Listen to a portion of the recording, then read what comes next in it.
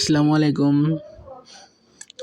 আশা করি সবাই ভালো আছেন। তো আমি হচ্ছি রিমন আহমেদ, তালমাস কোর্স গ্রুপের পক্ষ থেকে আপনাদেরকে একটা হ্যাপি নিউ ইয়ার উপলক্ষে একটা গিফট ভিডিও দিতে যাচ্ছিলাম। তো সেটা হচ্ছে আমাদের কাছে হাজার স্ক্রিপ্ট আছে, কিন্তু স্ক্রিপ্টগুলো ভালো মতো আপডেটও দিতে পারি না, যার কারণে অনেক টুলস ইউজ করতে হয়।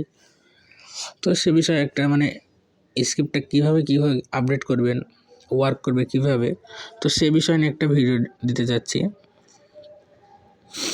তো ভিডিওটা দেখতে থাকুন, ইনশাল্লাহ সব কিছু শেখানো হবে।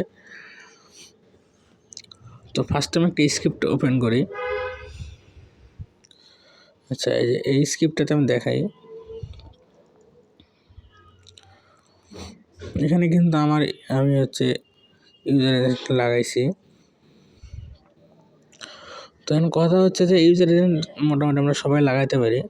তো লাগানোর পরে যে কাজটা, সেটা হচ্ছে আপডেট করে কিনা সেটা বুঝবো কীভাবে। তো আপডেট করে কিনা সেটা বোঝার জন্য আমাদেরকে দুইটা কাজ করা লাগবে। সেটা হচ্ছে,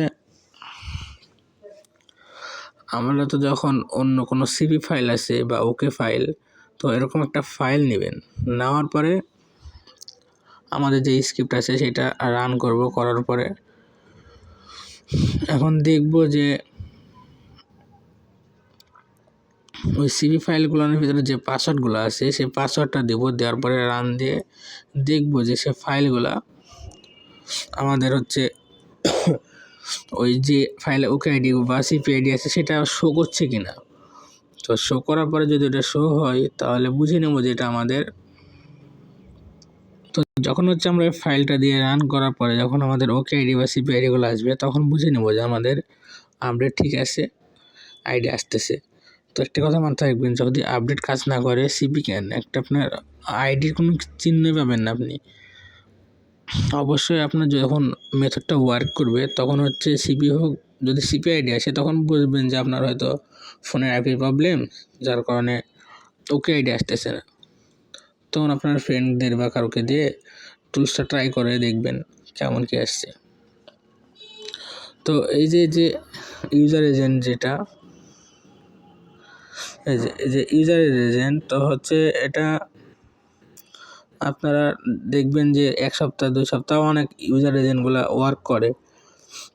তো আপনারা যারা ভালো আপডেট পারেন তারা চেঞ্জ করে দেবেন 2 দিন 3 দিন পর পর। আর যারা পারেন না তারা 1 সপ্তাহ মতো দেখবেন ট্রাই করে যে কেমন কি হয়। তো মেথড চেক করার জন্য আপনাদের সিভি ফাইল বা ওকে ফাইল দিয়ে চেক করবেন, তাহলে আপনারা বুঝতে পারবেন যে এই মেথডটা ওয়ার্ক করছে কিনা।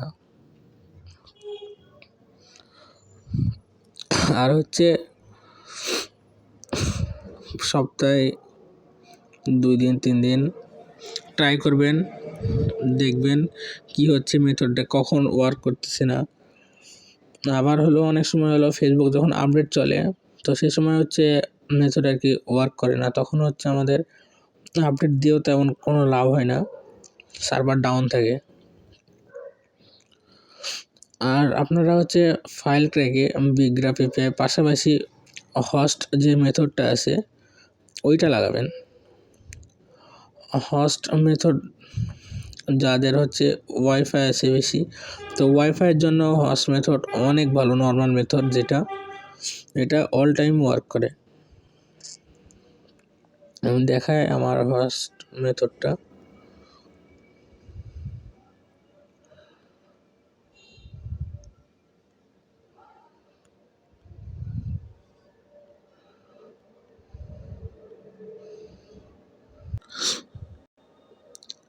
যাই হোক, এটাতে আমার হোস্ট মেথড লাগানো নাই।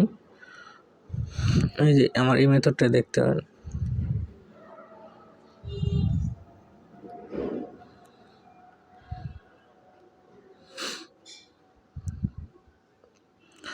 এই যে এটাতে দেখেন হোস্ট মেথড ইউজ করা আছে আমার।